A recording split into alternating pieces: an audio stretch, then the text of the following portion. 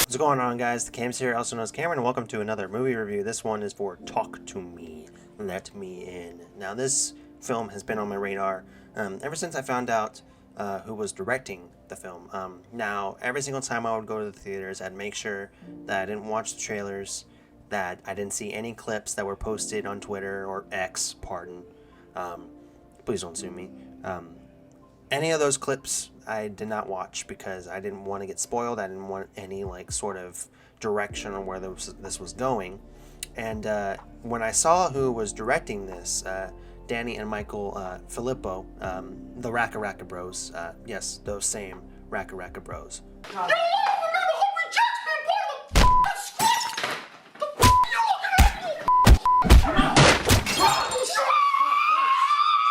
They directed a horror film, which is crazy when you think about it, since, a lot of us, growing up, watched them do their Halo Call of Duty videos and their Mortal Kombat stuff, and so it was really weird just to see that.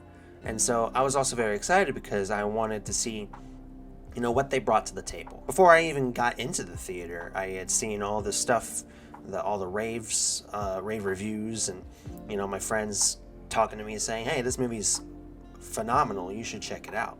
And I was like, okay, well, I was going to see it anyway, but now you're getting me more hyped.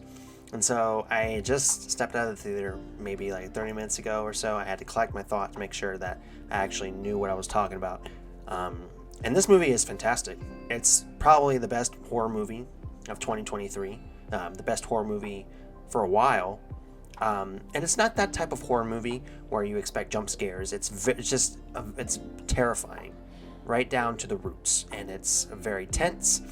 And while it's a sort of, it's a genre that's covered a lot, like with the paranormal and spirits and stuff like that, it is done in a very different way, and I appreciate that because not only was it done in a different way, it was also done very, very well. So kudos to Raka Raka. They did great. And I will say, their practice on their YouTube videos really got the cinematography going, because there was a lot of cool shots, and there was a lot of cool misdirections, and how the film was shot made the experience for me, and it made it really really fun to watch. And certain camera angles that they shot from, you think that you would see some behind this certain character, and you're scanning the background to make sure that nothing is going on, and it kept you on your toes, and I love stuff like that.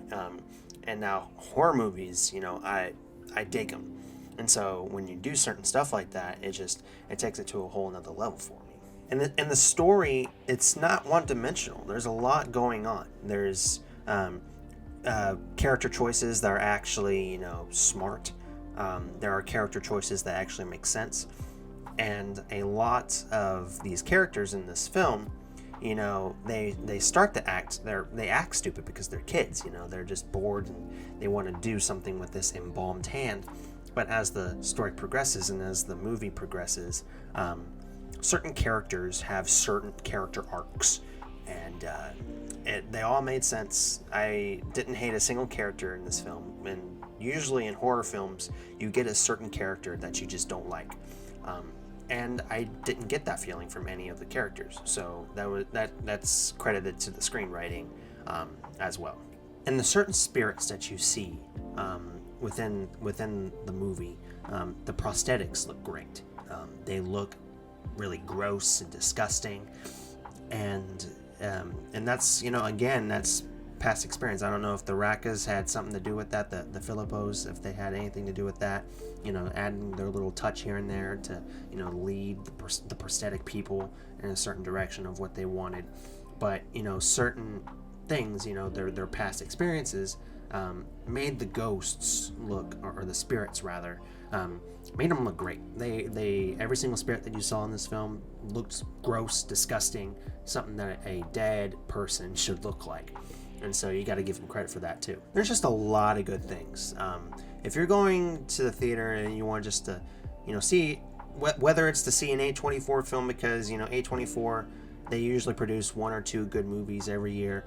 Or you just want to go see a really good horror film, this would be a film for you. There's not much else I can say. This film is just really good. Again, one of the best horror films that I've seen in a while. It's a 10 out of 10. Straight up, 10 out of 10 is what I'm giving it. I know that really high, like, heightens your expectations. Now, this is a certain taste for people. This is a certain taste for people who like horror films and who like, that stuff that regards the paranormal. I'm a paranormal freak. I believe in ghosts. I believe, they exist.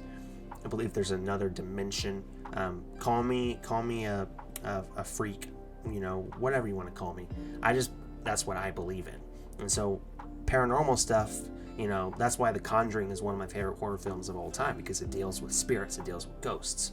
And so, taking a paranormal subgenre and putting it into something like this, it's great, and I loved it. So again, certain taste, and I loved it. 10 out of 10 is what I'm giving it. Michael, Danny, I don't know if you're watching this. You probably are, or you're probably too busy. I don't know, but if you're watching this, kudos to you guys. I'm super happy for you. I'm excited. This film was fantastic.